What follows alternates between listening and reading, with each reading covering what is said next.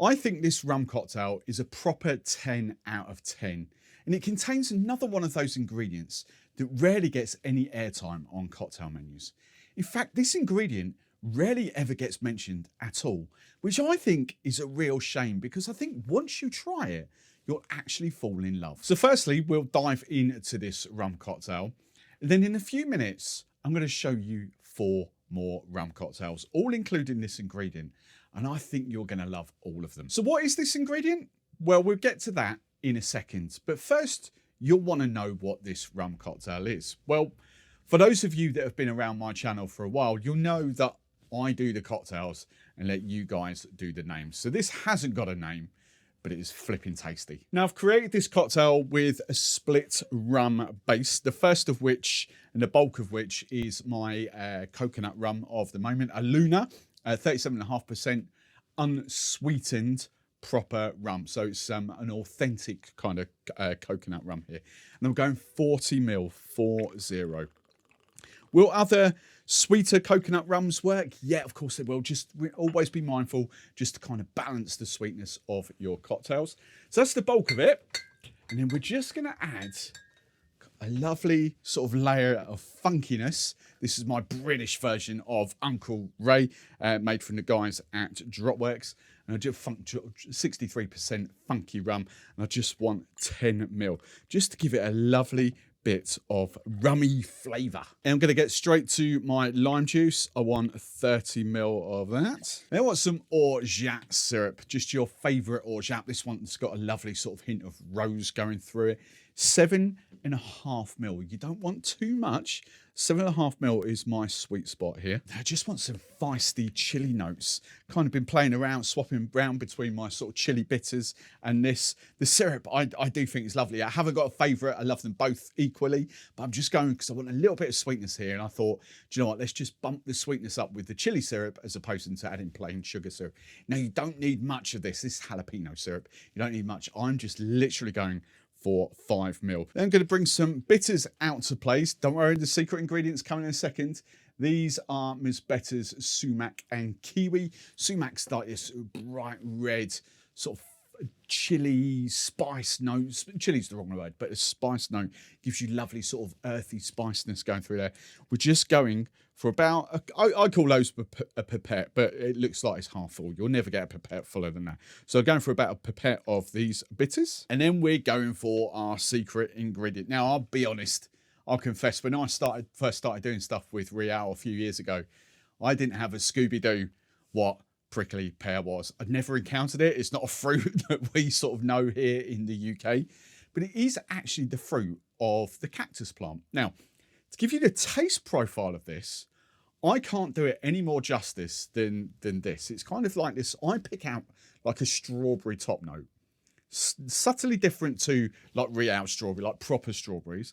But you get this strawberry top note. You get this watermelon vibe. You get a little hint of like juicy pear, like a conference pear. But then the finish, you kind of get this like bubblegummy candy, sweet kind of vibe. It's actually really, really delicious.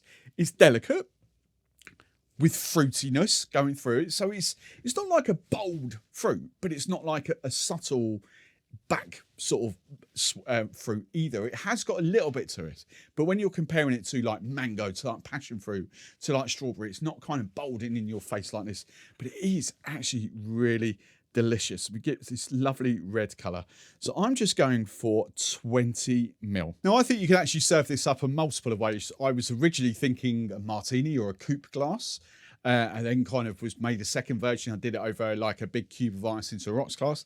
And then I just thought, after making a couple of versions of this, and I've got a slight little riff coming up in a second on this, I actually preferred it with a little bit of crushed ice just to get a little bit of extra dilution after a couple of minutes. So I play about with it, but I think crushed ice is the winner here. And then before I get into the tasting notes, here's that second version.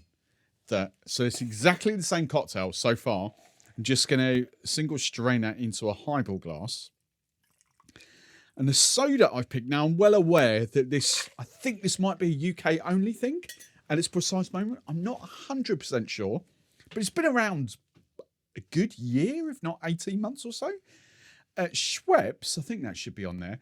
Schweppes Tropical Soda. Let's bring it all the way back here. So we're definitely on camera there. Now this is kind of like Schweppes' hibiscus soda with guava notes. And I've been playing with this because Franklin's and Sons have done away with their guava and lime soda. So I'm a big fan of like guava sodas. I absolutely love them. And this, I haven't quite invested in the case yet to get smaller bottles, but I can get this in most supermarkets here in the UK. I actually think this works a treat with this cocktail, just to balance it out. A lot of you might be put off with the colour, but trust me, it's absolutely delicious. So the original version, you get this, it is multiple layers. You get that coconut, you get the almond, you get the chili all round. But you do get this subtle strawberry. It's like, how can I put it? It's like a half-strength strawberry, but with juicy kind of watermelon notes that come through it. And it's delicious. I love the spice note in there. Absolutely lovely. You get that subtle sort of rumminess that comes through from the funk drop. And that is absolutely beautiful. You can make it without the spice if you're not a huge fan of spice. But I really, really love that. And then we've got, let's just stir this in. I think that looks beautiful. Just this delicate sort of note of like hibiscus and guava soda going through the cocktail.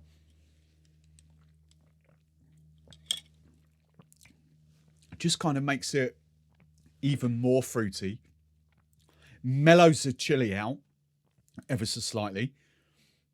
You don't lose the almonds. You don't lose the sort of prickly pear, that sort of strawberry note that comes through there.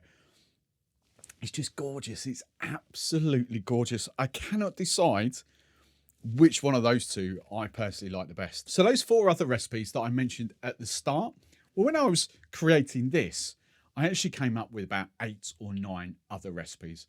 I've narrowed it down to 4, so I can give you 5, well, include that 6, but 5 recipes overall. And they are coming up in the very next video. Now, if you're watching this at the time of release, then you'll have to wait a few days for that video to drop. But if you're watching that in the future, then the link for the video will pop up on the end screen in a second. But 2 very quick things before you disappear. Firstly, I just want to give a big ongoing shout out to Real for sponsoring me and thank them helping me to make these videos. These bottles will make roughly sort of 20 to 25 cocktails, depending on how much you use. And there'll be a link in the description of where you can get these from. And secondly, here's a quick one to get you involved in the comments of this video. If you've never heard of Prickly Pear before, which I'm assuming is the vast majority of you, I want to know a tropical fruit you have had while you've maybe been on holiday or out at a bar. And I want you to pop that in the comments. And then I'll read every single one of those and see if I can riff up some cocktails with that flavour. I've got another sort of 5 or 6 flavours of Real to attack before we've done the full complement of flavours. They are bringing a few more over to the UK very soon. But soon we're going to be getting onto flavours that I've already done, and I want to riff even more cocktails up. So let me know your suggestions of tropical fruit in the comments below. Right, I think I'm actually going to have this one. Cheers, guys. I'll see you next time.